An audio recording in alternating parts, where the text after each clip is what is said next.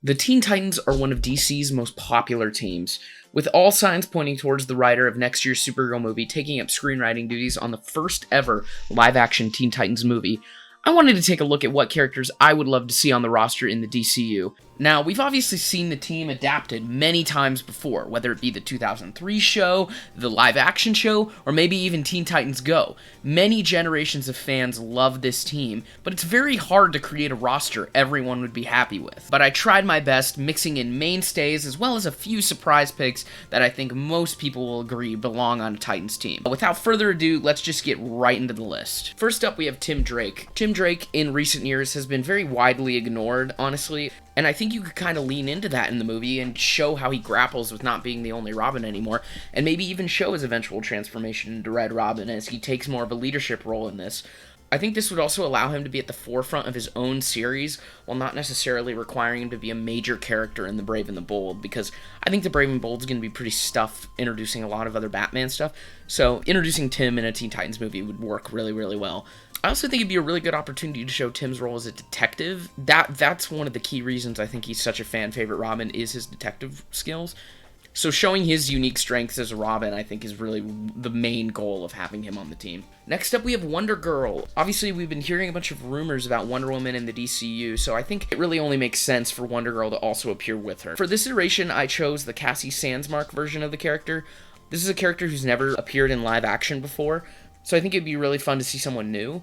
She's also super unique in the Wonder Woman pantheon of characters, as she isn't an Amazonian and doesn't really receive powers till later. So unlike Diana or Donna Troy, she doesn't have that kind of like fish out of water. She's definitely more human in that way. I think another interesting story element they could do is that her idolization of the original Wonder Girl could be used as a way to kind of fold in some of the older generation Titans characters in, and show, like, the original iteration of the team. I kind of imagine that there was a first team that was kind of like Dick Grayson, Robin, Roy Harper, those characters first, and then now this is like the second generation of Teen Titans. Next up is Blue Beetle. After the release of the Blue Beetle movie, we heard from James Gunn that iteration of the character is basically going to be ported over into the DCU. And while he might be a tad old, it feels like a no-brainer to see him here. We've already seen this character work in a live-action ensemble setting in that movie with his family and stuff. So even if they never do a Blue Beetle 2, I really, really think it'd be cool to see him. And villains like the Reach would work perfectly as villains for the Titans, kind of taking inspiration from Young Justice Season 2. Blue Beetle is also a character that hasn't really shown up on the Titans that much, so I think having kind of a different pick of a younger hero who hasn't been on the Titans before would kind of be able to differentiate itself from other comics or shows with other Titans teams. Next up is Raven. Of course, you cannot ever have a Titans roster without her. She's one of those core members I think you just can't ever remove. We've seen her powers before in live action in the show Titans, but I think with a blockbuster budget, you could kind of bring them to life in a whole new way and really show like the extent of them. And of course, we can't forget about Raven's father, Trigon, who has served as a villain to the Titans in basically every iteration of the team, and is one of the most important and most likely villains for a live-action movie. I'll also go more into Raven's connection with our next character, Beast Boy. Beast Boy is another member you can't really do without on the team. His animal powers make him an extremely unique and versatile member of the team, and of course, his relationship with Raven I think would have to be one of the core emotional through lines for the entire film. For my kind of ideal roster, I view him as being the youngest and newest member of the team, and I think it'd be pretty interesting if maybe he was the main POV character instead of going for like Robin or Raven. I just think that would be a unique spin to do for a potential movie. Next up is Beast Boy's best friend, Cyborg. Of course, we've seen multiple great performances of Cyborg over the years, but instead of him being a member of the Justice League or Doom Patrol, I think it's time we kind of return him to his best known role as a member of the Teen Titans. Cyborg is, of course, a tragic character, but I think you would want to differentiate some of his past betrayals and maybe make him a bit more comedic. Obviously, you don't want to lean too far into it, but I think you'd probably want to match him closer to the 2003 show, especially if you're going to show him on the team with Beast Boy. Next up, we have Kid Flash, who in this iteration is going to be Wallace West. Wallace is the current Kid Flash in the comics and has been since around 2014, and I think this movie has a real potential to develop him as a character. I think in the comics he can come across as kind of just one note, especially after the original Wally return. He's kind of been pushed aside, so I think kind of delving into his character more and maybe even looking into his father, who in the comics is an iteration of the Reverse Flash, that's always been super interesting to me and I think has a ton of potential if you wanted to maybe make his dad be one of the villains for the Titans. A lot of these characters that debuted in the New 52 have kind of been forgotten over time, so I think boosting him up to this higher status could be really interesting. Assuming we get this Teen Titans film before seeing a Flash project in the DCU, I think giving a really cool showcase of his speed would definitely be a priority for any of the major action scenes in the movie.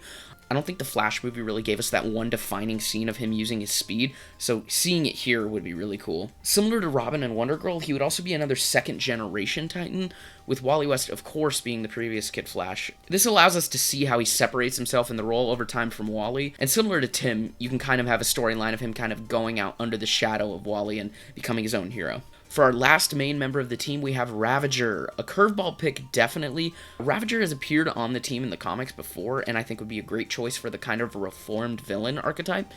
Deathstroke is, of course, extremely important to the story of the Teen Titans, so what better way to play on that relationship than by having his daughter be a member of the team?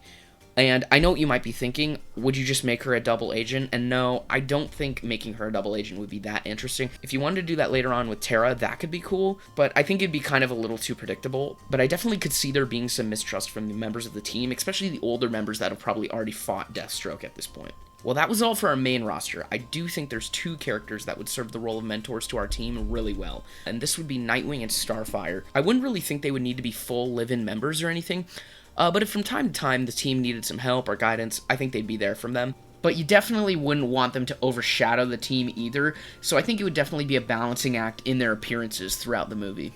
This also could lead later on to a breakaway team with Dick Grayson leading the Titans alongside the Teen Titans, with older members like Donna Troy, Roy Harper, Wally West, or Garth serving as members of that team. I've thought a lot about putting Starfire on the core team, but I don't really think it'd be fair to make that character be substantially younger than Dick Grayson, because I think kind of her relationship with him is a very important aspect to the Teen Titans comics. There are also some other elements I would love to see in this first Teen Titans movie. First, I think it's a must to finally have Titans Tower show up in live action, and not just in some lame way like in the live action show. I'm talking a massive T on an island. The Superman movie just proved you can go wacky with it, so you really should just go all the way. There's no reason not to. As for villains I would want to see, I think maybe a trio team of Blackfire, Gizmo, and Jinx could work well as interesting villains without doing Deathstroke or Trigon immediately, and I think it'd make fans of the 2003 show especially happy. Well, there you have it. That is my list for the DCU Teen Titans. And what teams do you think I should do roster videos for next? I'm always looking for more YouTube video ideas. Please tell me in the comments below what your roster would look like. I always love seeing your guys' lists under these videos. And as always, thank you for watching Grant's Comics, and I'll see you next time.